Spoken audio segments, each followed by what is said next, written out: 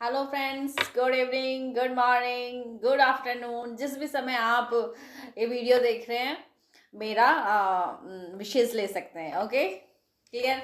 आज हम भारतीय संविधान की प्रस्तावना को एक्सप्लेन करेंगे, उसकी एक एक लाइन का वर्णन करेंगे कि उसमें है क्या। भारतीय संविधान को बनने में कितना समय लगा? 2 वर्ष 11 महीने और 18 दिन। कितना समय लगा? 2 वर्ष 11 महीने और 18 दिन।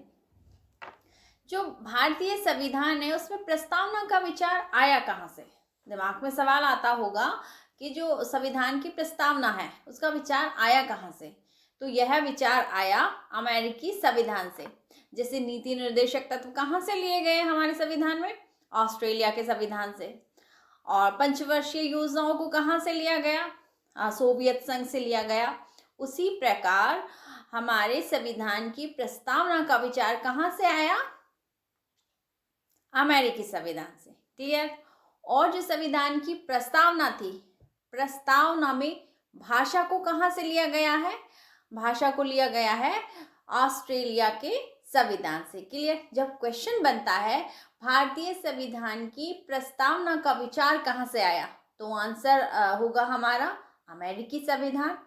जब क्वेश्चन बनता है भारतीय संविधान की प्रस्तावना की भाषा कहाँ से ली गई है, तो कहाँ से ली गई है? ऑस्ट्रेलिया के संविधान। क्लियर। तो शुरू करते हैं। हम भारत के लोग।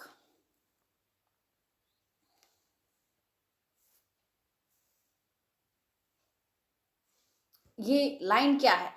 ये स्रोत है। किसका? संविधान की प्रस्तावना का स्रोत। यानी कि संविधान को शक्ति कौन प्रदान करता है? हम भारत के लोग। भारत के लोग क्या है? शक्ति संपन्न है, जो संविधान को क्या दे रहे हैं? शक्ति दे रहे हैं। ठीक है। फिर भारतीय संविधान क्या करेगा? भारत के देशवासियों को प्रोटेक्शन प्रदान करेगा नियम अधिनियम के माध्यम से। ठीक है।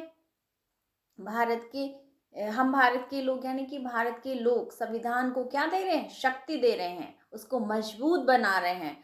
फिर वो संविधान क्या करेगा? भारत के लोगों को प्रोटेक्ट करेगा, उनके अधिकारों की रक्षा करेगा।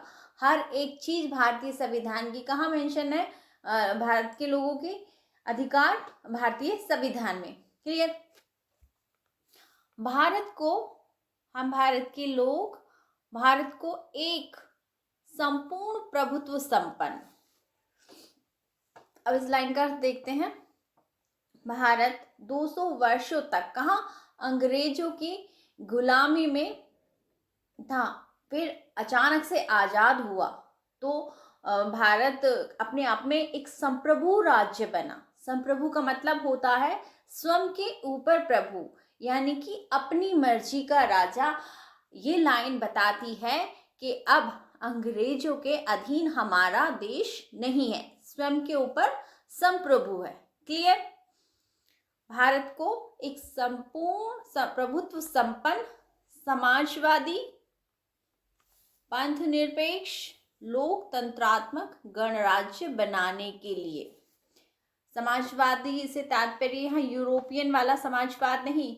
यूरोप में एक विचारक हुए थे कार्ल मार्क्स ने समाजवाद को वर्ग संघर्ष के सेंस में लिया, लेकिन यहाँ पे जो समाजवाद है वो नेहरू जी वाला समाजवाद है। एक दूसरे के साथ भाईचारे की भावना से युक्त समाजवाद है। क्लियर। पंथ निरपेक्ष से तात्पर्य है, पंथ निरपेक्ष यानी कि हमारा जो देश है वो क्या है? सभी धर्मों को मानने वाला है, किसी भी एक धर्म को लेके कट्टर नहीं है। जैसे इस्लामिक कंट्री इस्लाम धर्म को लेके कट्टर है, वहाँ पे इस्लाम को मानना ही पड़ेगा। लेकिन हमारे देश में ऐसा कुछ नहीं है। हमारे देश में सभी धर्मों का बराबरी से सम्मान किया जाता है। क्लियर। पंथ निरपेक्ष का अर्थ समझ में आया? लोकतंत्रात्मक गणराज्य। अब लोकतंत्रात्मक जैसे ही हमारे दिमाग में आता है तो अब्राहम लिंकन की quotation to the people, for the people, by the people हमारे दिमाग में आ जाती है। यानी कि जनता के लिए, जनता द्वारा शासन क्या है? लोकतंत्र है। हमारे देश में क्या है? लोकतंत्र है, जनता प्रभावशाली है, इसका मतलब ये हुआ, है ना। अब है गणराज्य। गणराज्य का मतलब है कि हमारे देश में सबसे बड़ा पद किसका है? राष्ट्रपति का है। राष्ट्रपति का पद भी चुना जाता है। इस तरह से जैसे राजतंत्र में होता है, वंशानुगत चलती हैं, राजा का बेटा राजा बनेगा, लेकिन हमारे देश में ऐसा नहीं होता। हमारे देश में क्या है? बड़े से बड़ा पद भी चुना जाता है, भले ही एकल संक्रमणीय मत प्रणाली के द्वारा चुना गया हो, लेकिन वो चुना जाता है। जो सरपंच के चुनाव है वो डायरेक्ट होते हैं, डायरेक्ट जनता सरपंच चुनती है, लेकिन राष्ट्रपति डायरेक्ट नहीं चुना जाता, वो एकल संक्रमणीय मत प्रणाली के माध्यम से चुना जाता है।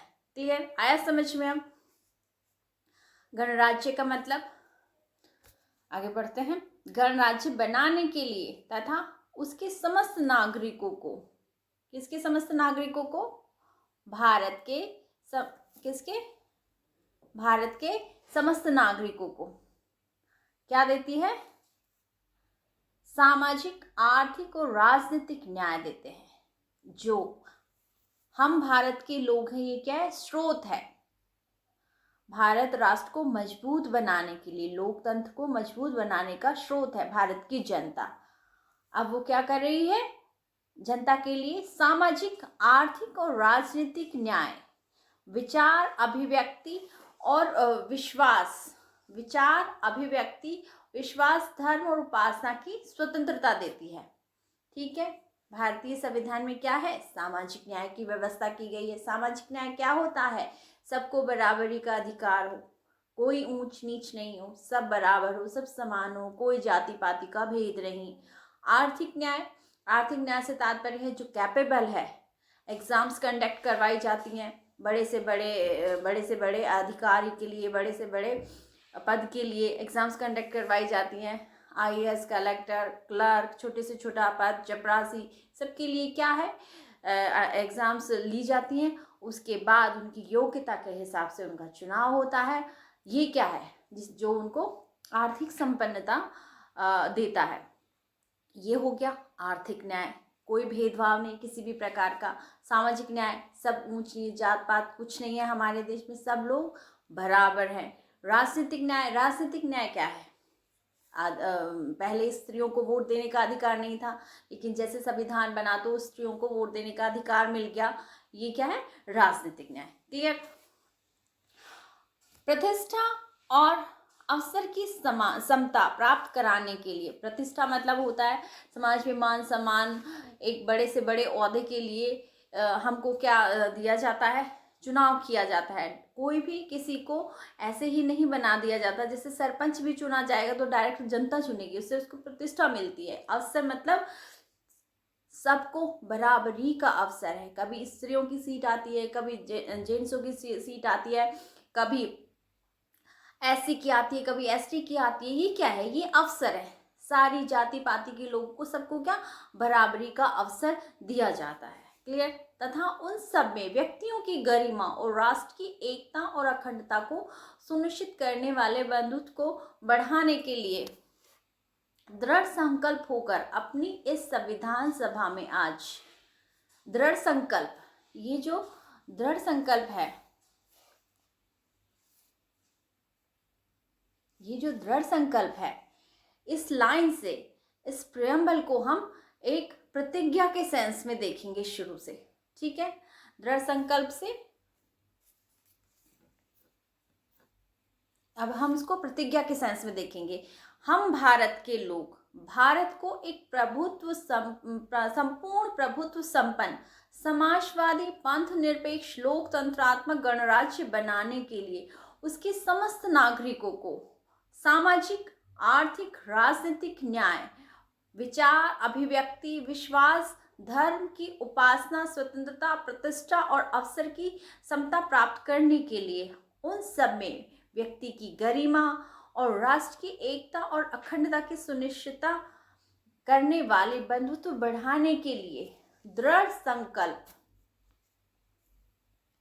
संकल्प होकर ठीक है। जो भारत के लोग हैं उन्होंने संविधान को मजबूत बनाने के लिए क्या किया है, दृढ़ संकल्प। क्लियर के लिए आज तारीख 26 नवंबर 1949 को इस संविधान को अंगीकृत, अधिनियमित और आत्मार्पित करते हैं।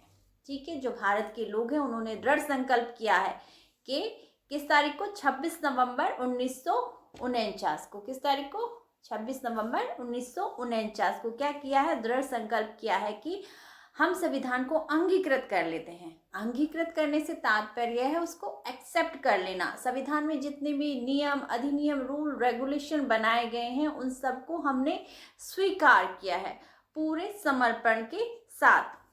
अधिनियम, जितने भी संविधान में नियम, अधिनियम, जितने भी रूल लगे हैं उनको हम पूरे भाव से क्या करेंगे, फॉलो करेंगे, मानेंगे, स्वीकार करते हैं। और आत्मसमर्पित, आत्मसमर्पित से तात्पर्य है जो भारत की जनता है उन्होंने अपनी आत्मा को भारतीय संविधान को क्या कर दिया है, समर्पित कर दिया है। पूरे एक तरह से अपने आप को समर्पित कर दिया है संविधान को। क्यों समर्पित कर दिया है? अब जो शक्ति भारत की जनता ने भारतीय संविधान को दी है वो संविधान उनको क्या करेगा, प्रोटेक्ट करेगा, उनके अधिकारों की रक्षा करेगा और एक मजबूत राष्ट्र बनाने में योगदान देगा। तो हमारे भारत में सबसे सर्वोपरि क्या है, सर्वोपरि क्या है, संविधान है। जैसे राष्ट्रपति की शक्तियां हैं, प्रधानमंत्री की शक्तियां हैं, कार्यपालिका, विधायिका, इवन न्यायपालिका तक की शक्ति सब कहाँ पे मेंशन है? सबको शक्ति कौन दे रहा है? संविधान। और संविधान को कौन दे रहा है? संविधान की, हमारे देश की जनता, हम भारत के लोग। ठीक है। कोई कंफ्यूजन हो तो मुझे कमेंट सेक्शन में डाल देना, मैं क्लियर कर दूंगी। ओके। एक लाइन थी इसमें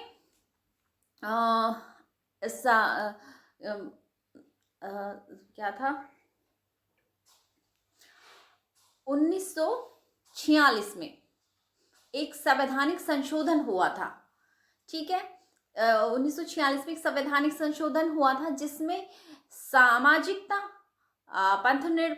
समाजवादी, पंथनिरपेक्ष और अखंडता, ये 3 शब्द जोड़े गए थे भारतीय संविधान के प्रेम्बल में। समाजवादी, अखंडता और पंथनिरपेक्ष, ये तीन जो शब्द थे वो कब जोड़े गए थे? 42वें संवैधानिक संशोधन में 1976 में इंदिरा गांधी की सरकार में। ये एक ही संवैधानिक संशोधन हुआ है किसमें? भारतीय प्रेम्बल में। उसके बाद आज तक कोई संशोधन नहीं हुआ। 1960 में बेरूबारी के मामले में न्यायालय ने कहा था कि इसमें संविधान, इसमें प्रेम्बल में संशोधन नहीं हो सकता। लेकिन उसके बाद केशवानंद भारतीय बनाम में भी एक न्यायालय ने एक क्या दिया था, निर्णय दिया था। 1973 में हुआ था शायद, वो 1973 में दिया था कि प्रेम्बल में क्या हो सकता है, संशोधन हो सकता है। फिर तुरंत ही उसके बाद इंदिरा गांधी जी की क्या थी, सरकार थी, और उन्होंने उसमें प्रेम्बल में 1976 में 42वां संवैधानिक संशोधन किया और समाजवादी, पंथनिरपेक्ष और अखंडता 3 शब्द जोड़े गए। क्लियर? कोई कंफ्यूजन हो तो कमेंट सेक्शन में डाल देना, मैं क्लियर कर दूंगी। ओके।